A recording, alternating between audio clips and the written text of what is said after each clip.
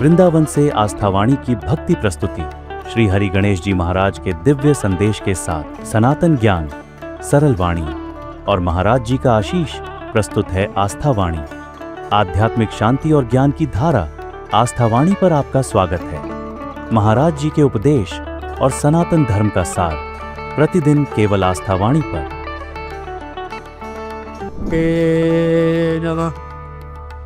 श्रीमद् भागवत भगवान के भक्तों का और भक्तों के हृदय में बैठे हुए भगवान का प्रकाश करने के लिए भगवान का एक अवतार माना गया है। तो श्रीमद् भागवत के विषय में कहा गया है कि तेन एवं वाङ्मयी मूर्ति प्रत्यक्षा वर्तते हरे। भगवान की यह वाङ्मयी माने शब्दों की, वाक्यों की बनी हुई एक मूर्ति है। भागवत के रूप में साक्षात भगवान ही हैं। ऐसा अगर हम कहते हैं तो ये हमारी भी भावना, हमारी भक्ति, और इसमें जो निरूपण है वह अद्भुत है। मालूम पड़ता है कि कोई कथा सुनाई गई, कोई कहानी सुना गई, परंतु यह कहानी नहीं है भैया, ये कथा नहीं है, यह हमारे हृदय का ही चित्रण है। और इसमें जितने भी पात्र हैं श्रीमद् भागवत में हमारी एक एक मनोवृत्तियों का प्रतीक हैं। उनके चरित्र का जो वर्णन है वो हमारे मन का, हमारे हृदय का, हमारे हृदय को प्रकाशित करने वाले, उसको शक्ति देने वाले और उसको कर्म में लगाने भगवान का ही वर्णन है। श्री हरि नमः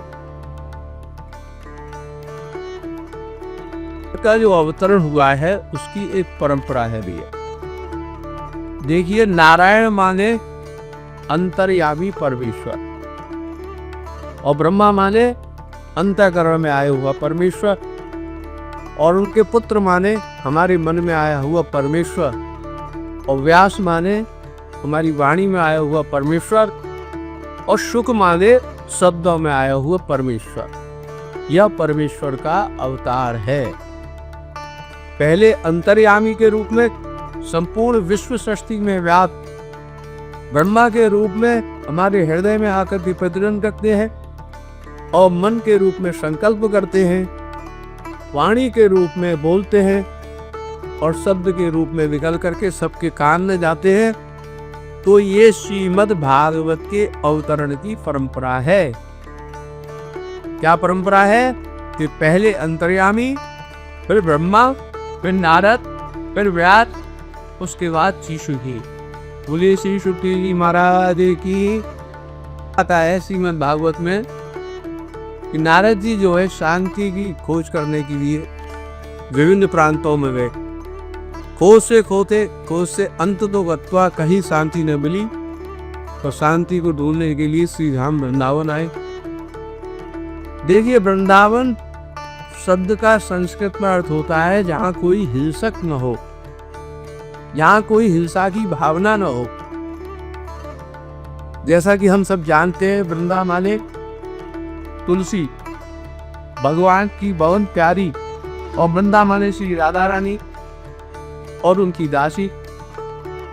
राधा रानी माने आराधना और भगवान की आराधना। तो कहाँ गए?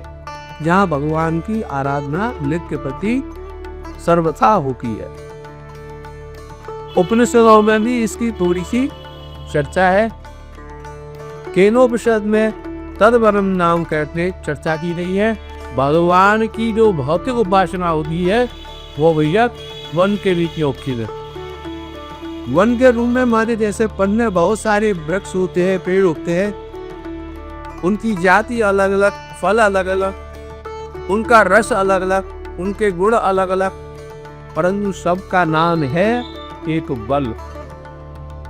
ऐसे ही ये जो विश्व वन है, इस विश्व वन में ब्रह्मा का बनाया हुआ जो वन है, इस ब्रह्म वन में अलगाव तो दिखाई पड़ता है, लेकिन इस अलगाव में एक भरा हुआ है। इसी से सब में जो एक परमात्मा है, यह भाव जहाँ होता है वहाँ आराधना होती है। इसी भाव को हम आराधना कहते हैं। तो जहाँ आराधना होगी तो भैया वहाँ पर द्वेष नहीं होगा, हिंसा की भावना भी नहीं होगी, हिंसा नहीं होगी, किसी को नुकसान पहुंचा करके अपना भला करना, ये अशांति का कारण है। आज तुम दूसरे को नुकसान पहुंचाओगे, हानि पहुंचाओगे, कल फिर वो तुमको हानि पहुंचाएगा, नुकसान पहुंचाएगा। तो श्रीमद् भागवत एक हमारे जीवन के लिए सूत्र दे रही है नारद जी के इस प्रसंग के माध्यम से कि हमारे हृदय में सदा सर्वदा सद्भाव बना रहना चाहिए। श्री हरि ने भक्ति, ज्ञान और वैराग्य, ये तीनों हमारे जीवन में आने चाहिए, अत्यंत आवश्यक थे मानवीय जीवन के लिए। देखिए, ज्ञान से मोह दूर होता है और वैराग्य से हमारी जो दुनिया में फसावट है उससे निवृत्ति होती है, वो दूर होती है। दुनिया में फसावट, किसी से हम जिस प्रकार से दुश्मनी कर बैठते हैं और किसी से दोस्ती कर बैठते हैं और दोस्ती के चक्कर में आकर के कभी कभी पक्षपात कर बैठते हैं, तो हमारी ये जो भावना है कि दोस्ती के चक्कर में आकर के, पक्षपात में आकर के किसी के साथ हम अन्याय कर देते हैं, तो इसके लिए अपने चित्त में एक ऐसी स्थिति बना लेनी होगी कि हम मित्रता तो करें, लेकिन हम मित्रता में इतने न फंस जाएं कि उसके पक्षपात से दूसरों के प्रति हम अन्याय कर बैठे। हाँ, किसी के साथ संभव है कि हमारा स्वभाव अलग है, उसका स्वभाव अलग है, तो स्वभाव भेद के कारण हमारी आपस में पटती न हो, लेकिन किसी के साथ पटती नहीं है और इसके कारण से हम उसको नुकसान पहुंचाने, ये अच्छी बात नहीं है, योगचित रही है। और किसी को हम वैराग्य कहते। जब हमारे मन में ये भाव आ जाएगा कि किसी की मित्रता में इतने न फंस जाएं और उसकी मित्रता में आगे किसी के साथ अन्याय न कर बैठे, इस बात का विवेकपूर्ण ध्यान रखते हुए हम व्यवहार करेंगे, तो इसी को हम वैराग्य कहते। वैराग्य माने राग द्वेष के वश न होकर किसी का पक्षपात या किसी के साथ में क्रूरता न करना। राग दोषों की न्यूनता का नाम है वैराग्य। जिसके जीवन में राग है न द्वेष है, वही वैरागी है। राग और द्वेष की शिथिलता का नाम है वैराग्य।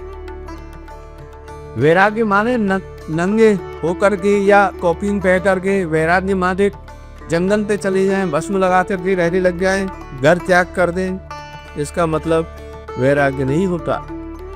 वैराग्य माने नदी के तट पर जाकर के बैठ जाएं, इसका नाम भी वैराग्य नहीं है। वैराग्य माने हमारे हृदय में कुछ ऐसा भाव होना चाहिए कि किसी के प्रति दूषण न हो, किसी के प्रति दूषण की भावना न हो, द्वेष न हो, दूसरे को हानि पहुंचा करके कोई वस्तु हमारे हृदय में आकर के और प्रेरित न करे कि उसको हानि पहुंचाए, ऐसा कोई भाव न हो। तो हृदय हमारा एक सरोवर रूप में है।